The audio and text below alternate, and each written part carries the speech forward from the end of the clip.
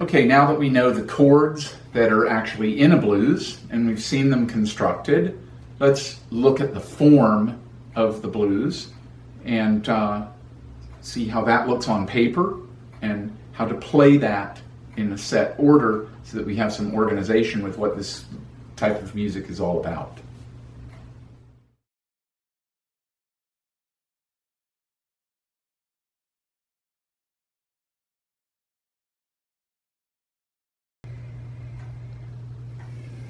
Now, if we count this out without music playing, but just go for the rhythm, it's going to be 1, 2, 3, 4, 1, 2, 3, 4, 1, 2, 3, 4, 1, 2, 3, 4, 1, 2, 3, 4, 1, 2, 3, 4, 1, 2, 3, 4, 1, 2, 3, 4, 1, 2, 3, 4, 1, 2, 3, 4, 1, 2, 3, 4, 1, 2, 3, 4, repeat.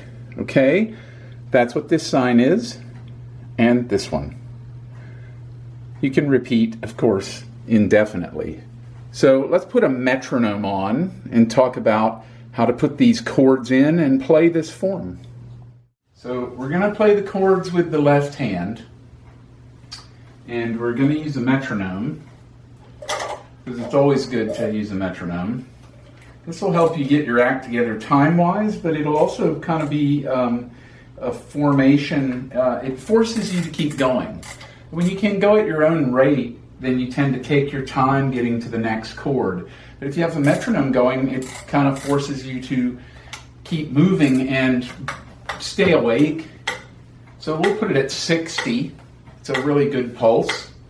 And we'll just play the chords now. And I'm going to play them with my left hand first, playing the form. You might not be able to see that, but I want to stick to what I wrote on the page for you on the board. 1, 2, ready, go. 1, 2, 3, 4. 1, 2, 3, 4. 1, 2, 3, 4. 1, 2, 3, 4. 1,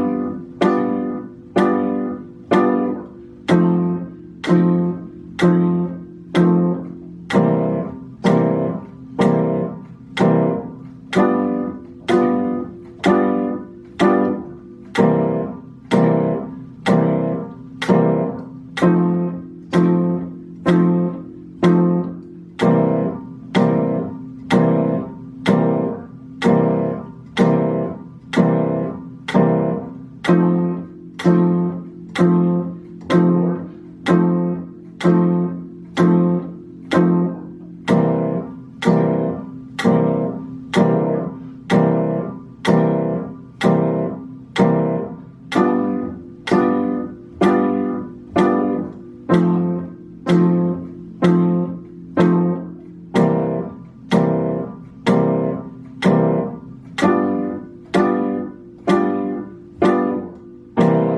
1, 2, 3, 4.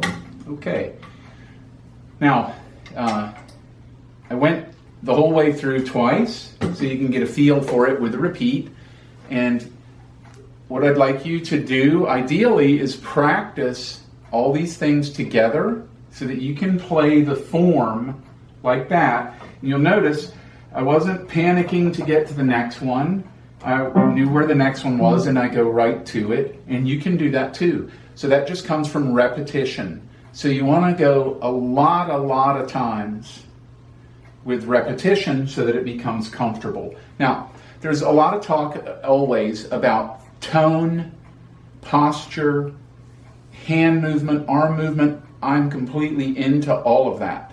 But I want to qualify that when we're learning something like this, you may have noticed I'm in an armchair and I'm leaning here, and I was leaning like that, and I'm very comfortable. And all my brain energy, physical energy, was focused on my left hand.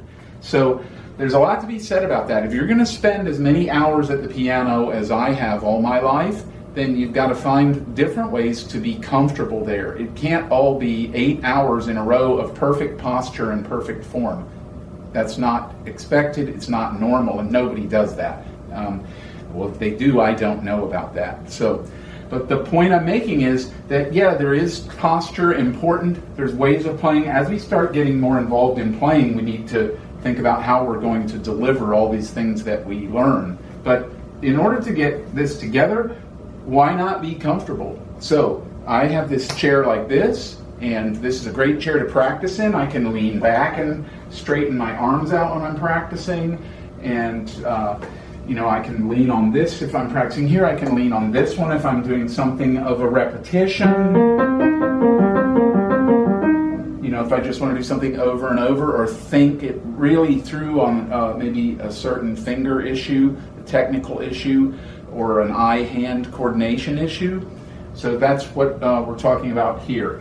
So there's a reason for everything I do, including being relaxed and comfortable. So you've got the form, you've got the chords, you know what the blues is. We're going to start building on that more and more, and see you in the next video.